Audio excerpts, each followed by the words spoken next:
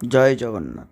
মায়াপুরে বসন্ত পঞ্চমী অর্থাৎ সরস্বতী পুজোর দিন রাধামাধব, পঞ্চতত্ত্ব, নৃসিংহদেব সবাইকে ইয়েলো বস্ত্র পরানো হয়।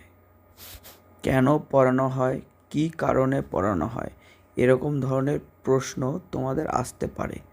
তো তার জন্যই আমি তোমাদেরকেই বলে দিচ্ছি যে এই বস্ত্র কেন পরানো হয়, কী কারণে পরানো হয়। সরস্বতী পুজো বা বসন্ত পঞ্চমীর দিন থেকেই বসন্ত ঋতুর আগমন হয়। বসন্ত ঋতুর আগমন মানেই প্রাকৃতিক এক সৌন্দর্য বা প্রাকৃতিক এক ঋতুর আগমন। এই ঋতুতে আনন্দ এবং নতুন নতুন প্রাণ এবং ভক্তির প্রতীক। হলুদ রং হচ্ছে বসন্তের প্রধান রং। সর্ষের ফুল, রৌদ্রের জল এবং প্রাকৃতিক রং।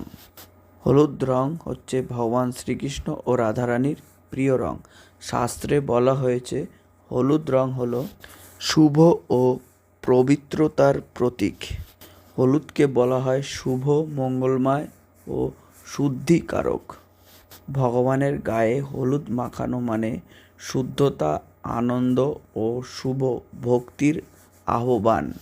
ভগবান শ্রীকৃষ্ণ হল পীতাম্বরীধারী, অর্থাৎ ভগবান শ্রীকৃষ্ণের হলুদ রং হচ্ছে অত্যন্ত প্রিয়। বসন্ত পঞ্চমীর দিন দেবী সরস্বতীর আবির্ভাব দিবস।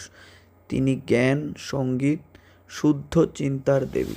হলুদ রং জ্ঞান ও আলোয়ের প্রতীক, তাই ওই দিন হলুদ সাজের বিশেষ গুরুত্ব পায়। এই হলুদ রং সাজের মাধ্যমে ভক্তদের শেখানো হয় জীবনকে বসন্তের মতো রঙিন করো, ভক্তিতে আনন্দ আনো, হৃদয় পবিত্রতা ও প্রেম জাগাও।